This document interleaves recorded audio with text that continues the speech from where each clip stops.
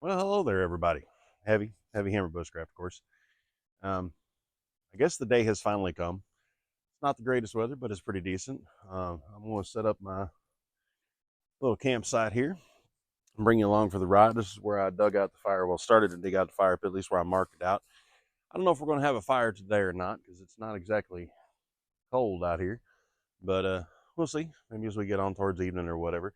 Now, I'm not spending the night out here tonight because I got to get up and work in the morning, and it's just not conducive to doing so. But if y'all remember, or if you want to go back and look, way back when on this channel, I did the basic bushcraft kit video, which was everything in this bag. Now I've added a couple things to this bag just for my own purposes. I've got my fire kit here, and I've got my carving knives in the front. But that's really about all I've added to it. And of course, I'm bringing my little haversack here, and this has just got a couple other little things in it that I like to carry with me. My silky saw is in there. Some of my camera equipment stuff is in there. So just some little stuff that I needed to add for myself and for being able to do this. So yeah, without without too much talking and stuff, I guess I'm gonna get started and get this set up. And probably not going to talk a lot during, but I will be talking after the fact, maybe doing like a voiceover. So we'll see how that goes from here. But yeah, stick around.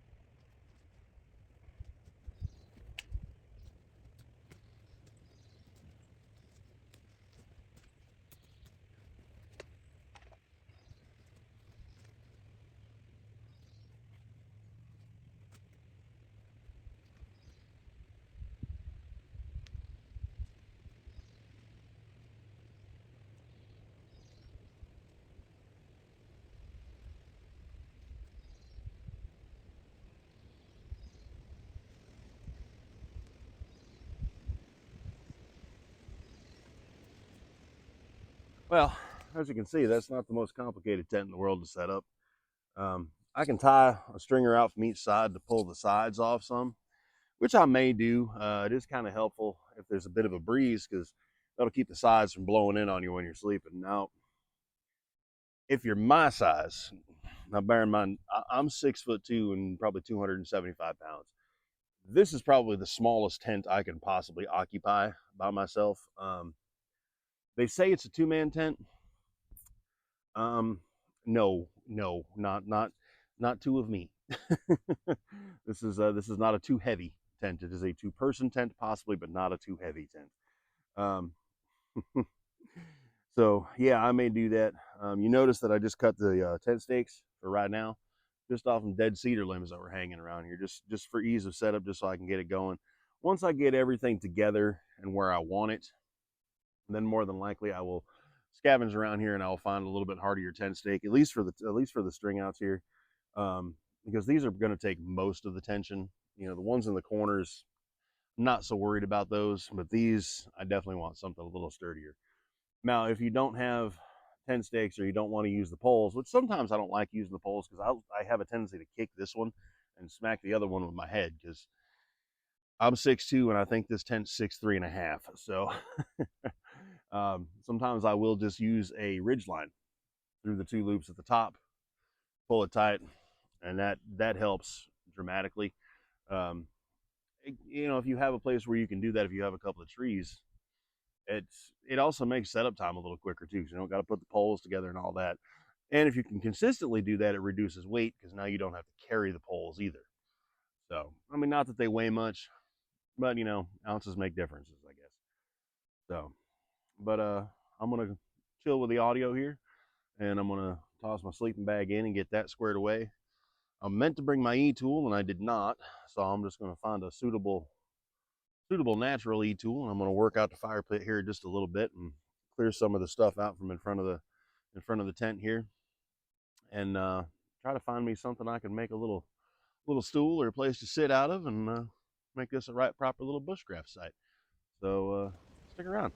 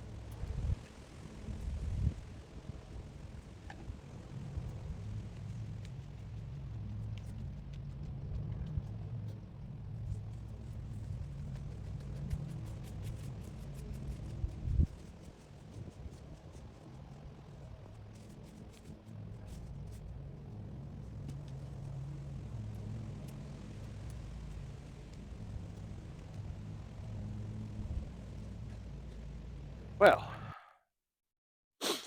you can tell by the sound. Apparently, every one of my neighbors has decided to start doing things all at once. But it's all right. Can't really blame them. The weather turned off nice today when it was supposed to rain. So, but now, saw me cut some tent stakes. Let's see what I did on either side. You saw me cut a toggle. It's just a slim piece of wood, slip knot around it. Feed that through a loop, and bites on the backside, holds it tight. Nothing real crazy fancy there. It's basically a tent stake, shorter without the spike. You know, you can cut a notch in the middle, helps them bite a little better, but generally I don't see a need to unless you're using it as like a pot hanger or something like that. So for what it is, I just leave it as is, you know. Then of course I'm gonna make my little rake shovel apparatus, and yeah, somebody's gonna ask me, I'm sure in the comments or somewhere, about that axe, because if you can't tell, it's rather sharp. And if you believe it or not, that's an Ozark Trail axe from Walmart that I reprofiled, did some tweaking on, and sharpened back up. And man, that is probably my second favorite axe, second only to my Velvet Cut saddle axe. So it's a beast. The knife I'm using, that's a Moriniv Companion. Solid little starter knife. Like I said, I went through with this whole kit in one of the one of the early videos on this channel, when me and Hammer were doing them together, and it's basically the same kit. The only, well, no, I haven't broke out anything yet that isn't a part of that original kit. So I'm fixing to, but yeah, this is all the original kit. And like I said, there's nothing fancy about any of it. This whole kit is available at Walmart, with the exception of the Mora. But Moras are not expensive knives. Ooh, guess we're not going to drink out of that today. Moras are less than $20, and you can get them on Amazon. I recommend them for a great little starter bushcraft knife or a little beater knife. They're not a full tang. They are, but they're not. They're a hidden tang knife.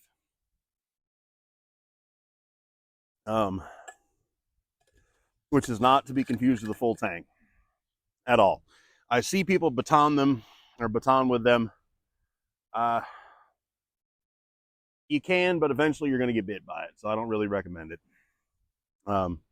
Even this single wall stainless steel water bottle, you can throw this on a fire and boil water if you want. Get a pot hanger. Available at Walmart, or at least it used to be. I'm sure they still have some kind of equivalent to it.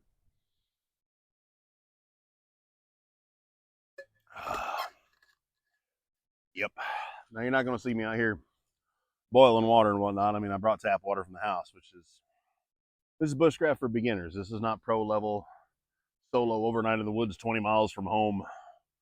So, you know, if anything, I want to do my very best to separate this from channels like that and from the survival aspect. Because you see these guys all the time, they go out, you know, solo overnight in the woods like it's a survival situation. And I've been camping, bushcraft, woodcraft, whatever you want to call it, for a very long time. And oh, I can be honest with you,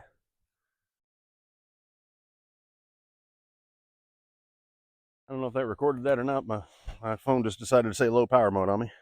But I've been doing this stuff for a very, very long time. And never once have I said to myself, man, I really want to be in a survival situation. Because you don't. Nobody does. Nobody wants to be in a survival situation. That's not fun. You know, you want to have skills that you've acquired from doing this in a fun and entertaining way that you can put towards a survival situation should you find yourself in one. But you don't ever want to just jump into a survival situation voluntarily. That's a terrible idea. And you surely the hell don't want to find yourself in a survival situation. Use this as fun. Use this as relaxation. Like I said in my video, the other one I did there the other day, you know, we don't go into the woods to rough it. We go into the woods to smooth it. We get it rough enough in towns and cities and at work and at home. And that's what Nat Smuck said, and that's what I'm a firm believer in. I'm out here to relax, have a good time, and enjoy myself. And on that note, I think I'm gonna pick up a little bit here. And I got some chores to do down at the house. I'm gonna leave this tent set up because what I'm gonna do is I'm gonna come out here a few times over the next few days and possibly add some content to this. Do a little fire, if I get dry enough weather, and show you that a campsite set up right like this one. There's nothing overhead that's going to hurt me or nothing. We'll be safe for a while. Now, my only concern that I will have when I come back out here, look at that sun, is possible snakes. But I haven't seen many this year, and I'm up high enough here where I don't think I got anything to worry about. But there's only so much you can do about those in the south in the spring. So, all right, with that, I'm going to call it a day for now. We'll see y'all in the bush.